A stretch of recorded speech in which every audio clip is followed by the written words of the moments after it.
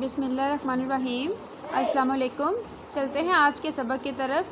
तो हमारा आज का पहला सवाल है, आप सल्लल्लाहु अलैहि वसल्लम की पैदाइश से 50 रोज़ कबल कौन सा वाक़या ज़हूर पज़ीर हुआ? जवाब है वाक़या फ़ील। सवाल नंबर 2 है, मक्का की उस गली का नाम बताएं जहां आप सल्लल्लाहु अलैहि वसल्लम की विलादत बासआदत हुई। जवाब है सोकल लैल। सवाल नंबर 3 है, आप सल्लल्लाहु अलैहि वसल्लम की दाया का क्या नाम था?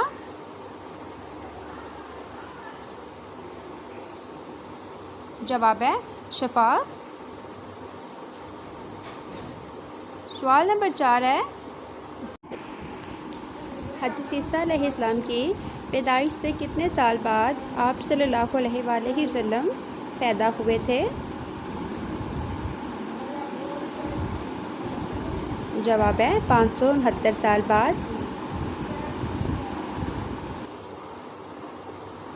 सवाल नंबर 5 है, हज़रत ईसा अलैहिस्सलाम की पैदाइश व विलादत के दरमियानी अरसा को किस नाम से पुकारा जाता है?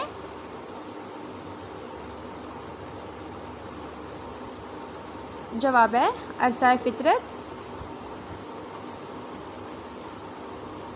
सवाल नंबर 6 है, हज़रत मोहम्मद सल्लल्लाहु अलैहि वसल्लम की पैदाइश की खबर हज़रत अब्दुल मुत्तलिब को किसने दी थी?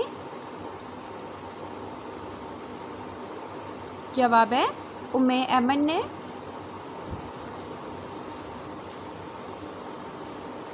सवाल नंबर 7 है, हज़रत मोहम्मद सल्लल्लाहु अलैहि वसल्लम की रज़ाई वालिदा का नाम बताएं। जवाब है हज़रत कलीमा, हज़रत सुवैबा, हज़रत खौला। बहुत सी जगह पे सुवैबा की जगह सोबिया लिखा जाता है, मगर असली नाम सुवैबा है। सवाल नंबर 8 है, हज़रत सुवैबा जिन्होंने आप सल्लल्लाहु अलैहि वसल्लम को 3 या 4 माह दूध पिलाया, वो कौन थी? जवाब है हज़रत खमज़ा की रज़ाई वालिदा। हज़रत खमज़ा आप सल्लल्लाहु अलैहि वसल्लम के चचा थे।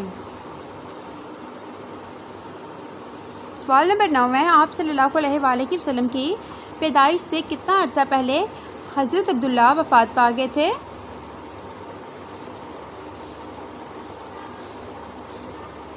जवाब है 6 माह पहले।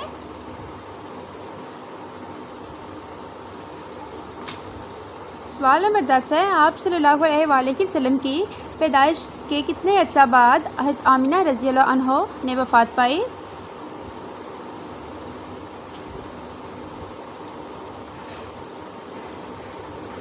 जवाब है 6 साल बाद।